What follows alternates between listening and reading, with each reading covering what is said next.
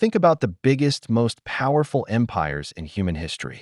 We're talking massive civilizations that completely dominated vast continents, built cities that blew people's minds, and ruled over millions. Back then, if you lived at the absolute peak of one of these empires, you'd probably think, wow, there is absolutely no way this is ever going to end right.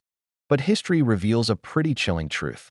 Every single one of them, no matter how invincible or technologically advanced they look, eventually collapsed. So today, in this explainer, we're going to explore this incredible cycle. We'll look at the awe-inspiring rise and the dramatic, inevitable fall of the ancient world's absolute greatest giants. To do that, here is our roadmap. First, we'll look at what actually makes an empire. Then we dive into the giants, Egypt and Persia third, the titans Rome and Aksum. Fourth, we'll break down the anatomy of collapse. And finally, part 5. Legacies that last forever. All right, let's jump right into section 1. What makes an empire? So what separates a sprawling empire from just, a really big kingdom? Well, it all comes down to diversity and control. An empire expands way beyond its original borders to bring entirely different peoples, completely different cultures, and vast foreign lands under one single centralized government. It's kind of like a massive puzzle. To put it together and actually keep it together, you need a relentless mix of things. Military muscle to conquer a booming trade network, to pay for it all, and some serious administrative innovation to tie all these completely different worlds into cohesive society. But here is the absolutely crazy paradox. The very things that make an empire incredibly successful, the massive expansion, the gigantic megacities, those lucrative trade routes, those are the exact same things that plant the seeds for its ultimate destruction. Think about it, the larger an empire gets, the more staggering the cost becomes just to defend its sprawling borders. It becomes infinitely harder to govern from the center. Their greatest superpower, that unmatched, relentless expansion, literally becomes their biggest, most unavoidable vulnerability. Let's see how this actually played out in section 2. The giants Egypt and Persia. If we map this out, you really get a sense of the staggering longevity of these ancient superpowers. We're starting our journey over 5,000 years ago with ancient Egypt. Then we'll fast forward to 330 BC with the sudden collapse of Persia, before looking at the centuries of Roman dominance, right up until at 476, when the Western Roman Empire finally shatters. Let's zoom in on that first giant. Ancient Egypt emerging over 5,000 years ago. This incredible civilization was anchored entirely by the Nile River. The Nile's annual floods were so reliable and produced such ridiculously fertile farming that it generated an immense surplus of wealth. And the powerful pharaohs used that wealth to unite and build things that still blow our minds today. I mean, the Great Pyramids of Giza. Those are absolute engineering marvels. They required tens of thousands of highly skilled, incredibly organized laborers. It just goes to show how sophisticated their centralized economy truly was. But as we know, all that immense wealth couldn't protect them forever. Eventually, a really toxic mix of internal power struggles, constantly shifting political dynasties, and increasingly bold foreign invasions began to loosen their grip. Over the centuries, they were systematically taken apart.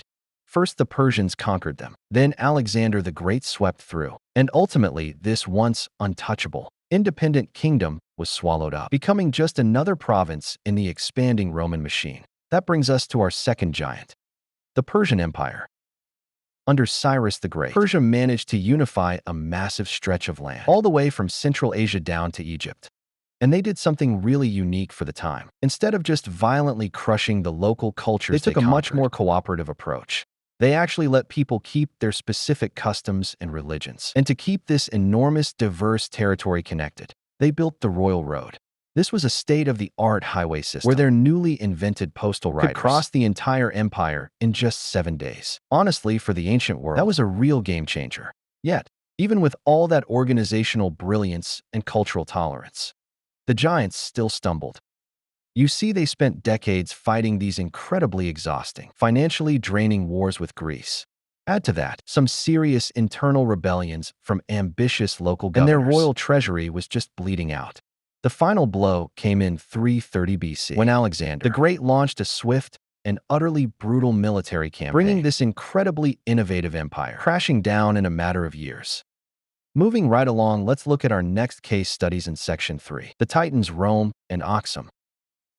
The Roman Empire, they famously dominated Europe, North Africa, and the Middle East for centuries. Now sure, their highly disciplined military legions were legendary, but the real secret to their longevity, it was their civilian engineers and their lawmakers. We're talking over 50,000 miles of incredibly durable paved roads. They built sprawling, mathematically precise aqueducts that pumped millions of gallons of fresh water into highly dense cities. Every single day, on top of that, they developed a sophisticated system of written law that spread like wildfire, completely structuring courts and societies wherever the Roman banner flew. And yet, even Rome fell in AD 476. The Western Roman Empire definitely collapsed. This seemingly invincible was just crushed under the compounding weight of massive political corruption, severe economic decline, and brutal civil wars that completely depleted their own armies. Add in repeated relentless invasions by Germanic tribes, and you have a recipe for disaster. They were overextended, totally broke, and rotting from the inside out. The western half simply could no longer hold the line. Meanwhile, over in East Africa, in what is now present-day Ethiopia and Eritrea, the kingdom of Aksum was building a completely different kind of empire. They were a massive, globally connected trading titan. They connected the African interior directly with Arabia, India, and the Mediterranean. Basically, if you wanted highly coveted luxury goods like ivory, frankincense, or gold, you went through Aksum. They were so wealthy. They minted their own internationally recognized coins. They built these towering, beautifully carved stone stele for their royal tombs. And they were actually one of the very first empires on Earth to adopt Christianity. But exactly like the military conquerors we just looked at, this economic powerhouse slowly faded away. Only it wasn't a sudden catastrophic war that ended them.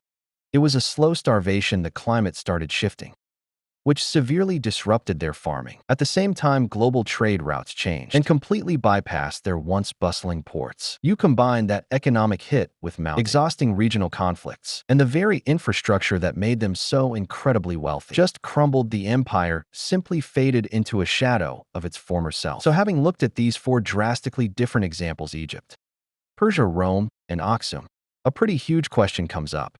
Why do the mighty always fall? Before we zoom out to look at the big picture, think about what these incredibly diverse cultures all had in common. Right at the very end, let's figure it out in Section 4. The anatomy of collapse. When you look at the historical data, a very clear, undeniable pattern emerges. Civilizations collapse due to 5 interlocking pressures. Step 1, economy.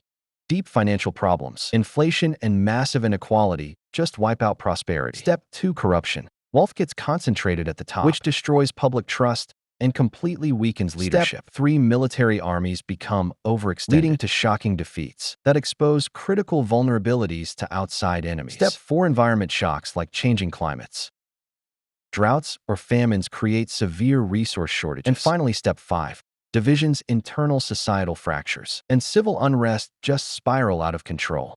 The crucial takeaway here: an empire basically never falls because of one isolated event. It is always a toxic combination of these 5 mounting pressures, stacking up until the whole system simply shatters. Which brings us to our final part. Section 5, legacies that last forever. If there's one undeniable truth when studying the grand arc of human history, this: power is never permanent. It's a great reminder civilizations rise through brilliant incredible cooperation and bold leadership, but they inevitably fall when those core foundations rot away. Political dominance, no matter who holds it, always has an expiration date, however. And this is the really cool part. The end of a government is definitely not the end of a civilization. Even though these ancient empires vanished from the map their cultural DNA is still deeply embedded in the world we live in. The arches that Roman engineers designed are literally holding up our modern sports stadiums today. The legal frameworks they wrote still structure our modern courts. The ancient languages they spoke evolved into the words you and I are using right now. The empire itself might fail, but its discoveries, its innovations, and its human stories, those endure for thousands of years. So I want to leave you with this final provocative thought.